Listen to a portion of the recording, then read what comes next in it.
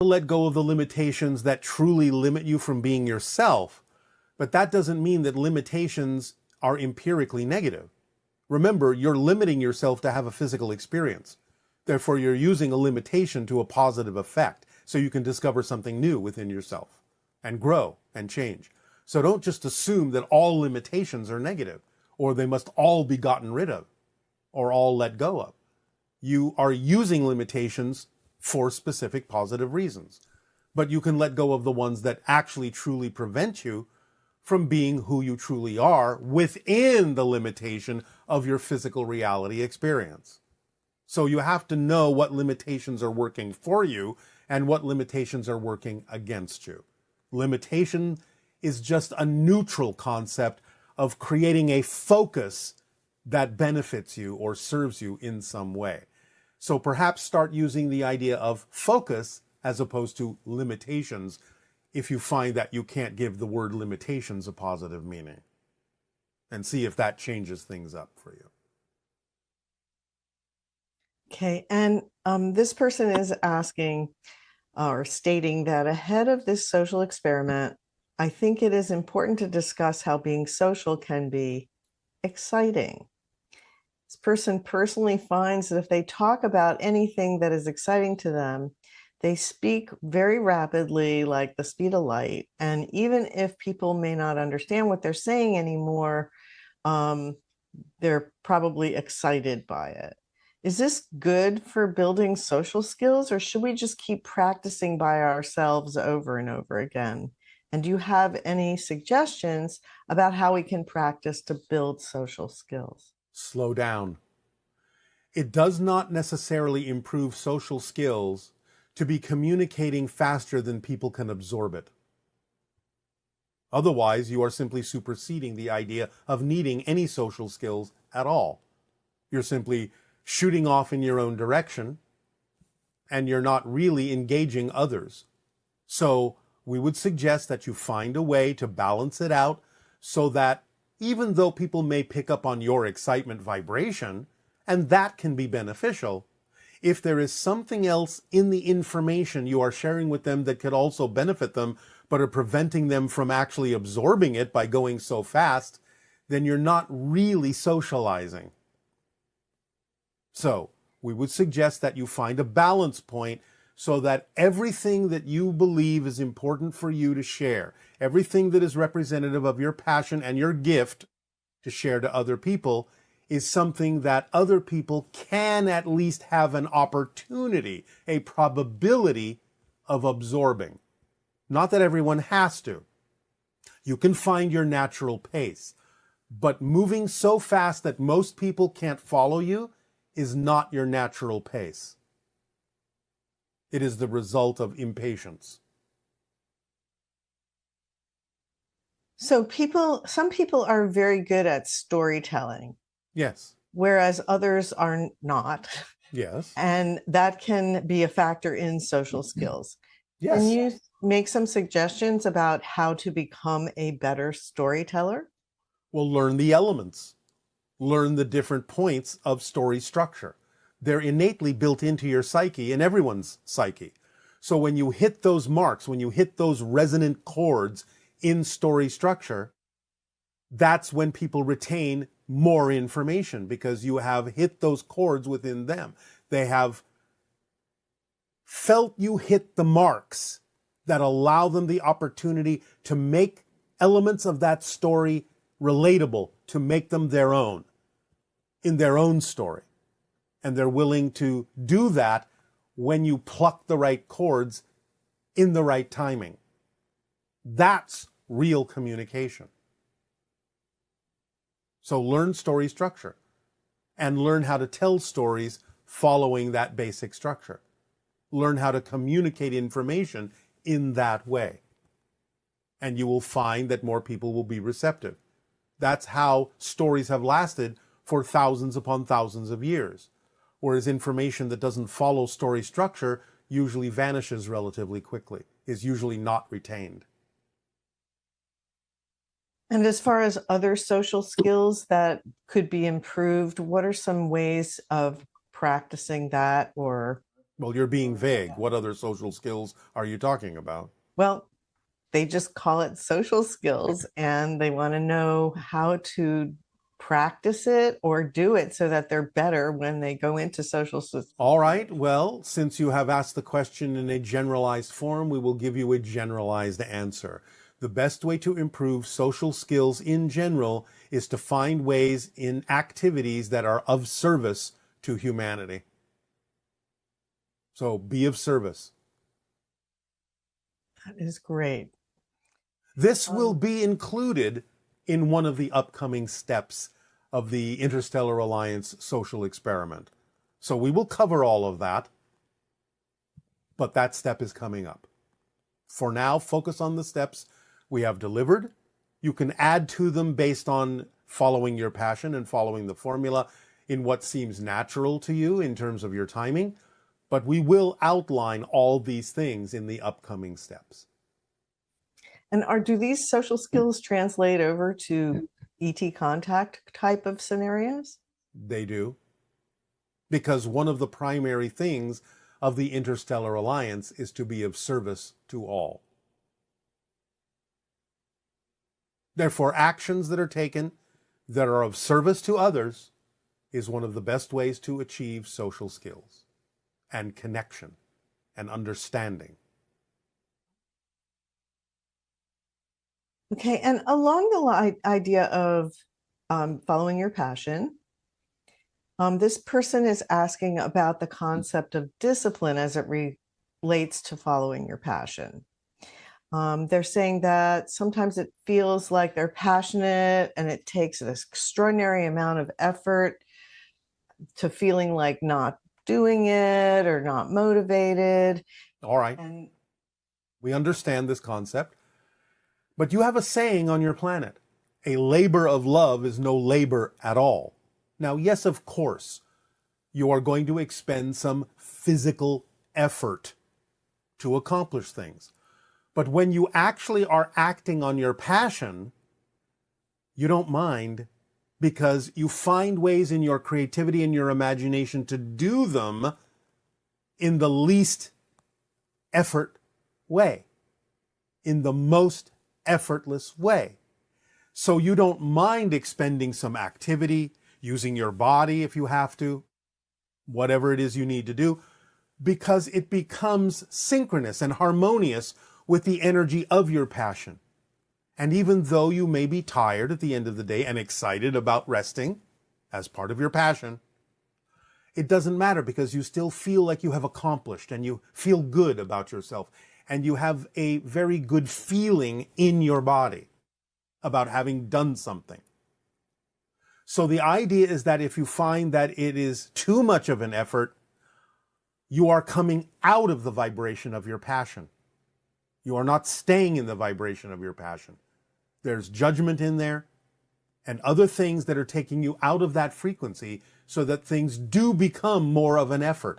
They do become more of a struggle. That should be your first clue that you're actually leaving the vibration of your passion, which means you have definitions of what you're doing that are not harmonious with the frequency of your passion.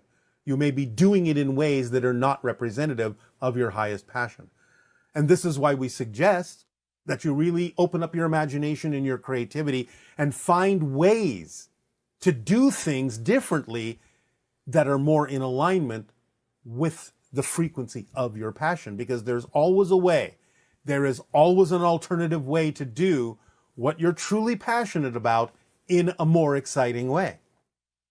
If you can't find any way to do that, then what you're doing may not truly actually be representative of your passion.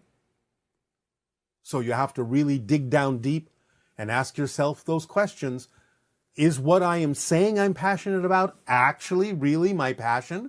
Or am I just forcing myself to think that it is because I'm afraid of the alternative for one reason or another? But if it really is representative of your passion in the general sense, then there will always be ways for you to use your creativity and imagination to find more exciting ways to do that thing that will allow you to feel like it is more effortless. Now, coming back to the idea of contact, Yes. Considering the situation in our world at present, will world leaders be participating in the first open contact scenario? Some of them will, not all of them will. And why would they not be involved? They would not be of the proper frequency. Okay. So will they actually have contact alone before there's a general We contact? cannot say what will work for each individual that may be involved in contact. Different people will have different things happen in different ways that work for them. And are there specific locations where upcoming contact might occur, or is it just really the person's individual vibration that? There are locations that are more conducive to the idea of contact, and we're not going to provide you a list at this time. We have mentioned from time to time some higher probable areas on your planet that may be more probable to have the idea of open contact, but again, we are not providing a list at this time. Okay. In your last transmission, or last January transmission, you told us that the Pleiadians will be among the first ET races to contact us openly. Yes. What about the Anunnaki? Are they genetically related to each other? Well, yes, the Pleiadians were, in a sense, the Anunnaki. The Anunnaki have evolved. There are no more Anunnaki in the original sense. Many of them have become the Pleiadian civilization. Okay, and there's a lot of symbols on our planet to represent faith, protection, etc. Are there any symbols you can provide us with that help us align with contact? We've already provided that in the contact crystal. The hexagon with a spiral in its center is a symbol of contact and a symbol of the evolution of humanity in becoming the sixth hybrid race, which is all about the idea of belonging to the interstellar alliance. And how is life within the dimension that you're from? How do you live and socialize? Are you in a meditative state all the time? And do you have a physical body? Yes, we have a physical body, which we have described on occasion, about being 5 feet tall on average, relatively thin. Our heads are slightly larger than yours. Our eyes are much larger than yours. Ears, nose, mouth, much smaller than yours. Our skin is usually very pale white, paper white. The males have no hair. The females do. It tends to be white. We are hybrid beings. The idea is that it is kind of like living a meditation, as I said earlier. We walk through multidimensionalities, almost like walking through a series of dreams, but we know they're all real. We communicate with spirits constantly. We're in touch with them and we can perceive them because we are quasi-physical ourselves, almost spirit ourselves in our evolutionary path. So it's like living in a very colorful, very beautiful, very multidimensional, very multifaceted daydream, connecting to all sorts of parallel realities as we move through life, experiencing the different ones that we are connected to that serve us, recognizing the ones that we can use to serve others in a very multidimensional way. So we can see many parallel realities simultaneously. It's like walking through a multidimensional daydream and a meditation all at once. We don't know if that really explains it to you, but that's a close analogy. And regarding the evolution of humans, will the hybridization project result in humans being, being wiped out essentially, and there will be no more Homo sapiens? In a sense, the blending will allow you to become hyper sapiens, Homo galacticus. You're actually becoming more fully human with the hybridization program. So the idea is that it helps you reach your full potential as hyper sapiens, as the fullest expression of Homo sapiens. But of course, there will still be Earths where there are Homo sapiens. Yes, of course. And those that navigate in those directions will remain in the Earths and the versions of them that still have Homo sapiens as you generally know them to be now. But there are versions where the evolution moves you in the direction of becoming hyper sapient. So along the lines of extinction, and the species that go extinct upon Earth. They're still existing on a different Earth. Homo erectus still exists on a different Earth. But you're not there anymore. So, being Homo sapiens, well, you decided to navigate yourself to the versions of Earth where Homo erectus no longer was perceivable. That doesn't mean that they have been wiped out or ceased to exist. You're just not on that Earth anymore.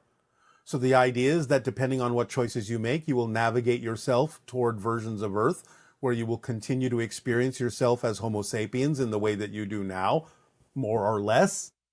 Or you will navigate yourself to the versions of Earth where you can experience yourselves as Hyper Sapiens, Homo Galacticus. You're still human, you're just more fully human. So in a way, what you've just explained to us changes the dynamic from experiencing fear of extinction to recognizing that there's always that still in existence, and that you're allowed to choose a reality where that does not currently exist, that which is where it's not experienced. Yes, it doesn't mean it doesn't exist, it just means it's not experienced that way. The dinosaurs still exist in the way that you know them to have existed in what you call your past. They're just on a different Earth now. And yet that doesn't mean that just because you can let things go extinct and not take any action to preserve species, no, it doesn't mean that is necessarily, you can have a cavalier attitude of, well, it exists somewhere, so who cares? Yes, right? That's a negative take on the idea. Again, the actions that are representative of the version of Earth you say you prefer to live on, if they're positively oriented, would mean not out of fear, but out of love and out of connection, you do take preservation actions to create the version of Earth physically as best as you can that will allow you to navigate to that version. So you're creating a simulacrum through your actions of the Earth you say you prefer to live on, so that you can manifest it for yourself in the navigation of the shifts you do to that version of Earth. That's why actions are so important. So yes, you take the actions to preserve that which you prefer to experience, so that you're creating the blueprint for you experiencing that version of Earth. That's how you navigate. That's why we give you the formula, because the actions are important that you take in the formula to create the blueprint for the version of Earth that you're navigating toward. It doesn't mean the blueprint doesn't exist, but the blueprint then is imposed within you so that you are vibrationally more coherent with that version of Earth. Do you understand this concept? Yes. All right. And also the idea of free will and destiny. There's been some questions that have come up about that, of whether we really have free will. Yes, of course you do. But you have free will within the context of the free will your spirit chose to have as an experience, which you're calling destiny. So it was the free will of your soul that said, I'm going to experience this kind of life with this personality. And within that personality, you have the free will of how to experience that personality. But your destiny is to experience that personality. But the destiny, that personality, was chosen by the free will of your soul. Okay. And final question would be about dolphins and other animals that will also be involved in the contact experience, and how cetaceans are different from humans in regards to contact. Well, they've already, in a sense, made contact telepathically with many different ET species, especially those that exist in the star system you know as Sirius. So, in a sense, they're a little bit ahead of you in terms of contact. They have already understood that contact is happening. And again, as we remind you, there are actually certain indigenous tribes of humans on your planet that have been experiencing contact for millennia. So it's only certain cultures on your planet that are catching up to the idea that contact has already begun, and in some phases is actually being experienced by some beings on your planet, human and otherwise. Okay, and so is there anything else you'd like to share? Because I think we're out of time now. There is nothing else that you need at this moment except what we have said about your desire, your willingness, your choice to act on as many or as few steps as you wish to what we are delivering as suggestions for you to align yourself to the idea of the benefits you can receive by being more harmoniously aligned with the interstellar alliance and the idea of open contact as an experience. It's up to you. It's in your hands. We leave it there. So we thank you for the co-creation this day of your time. Our unconditional love to you all. Aveo. We are in service to you.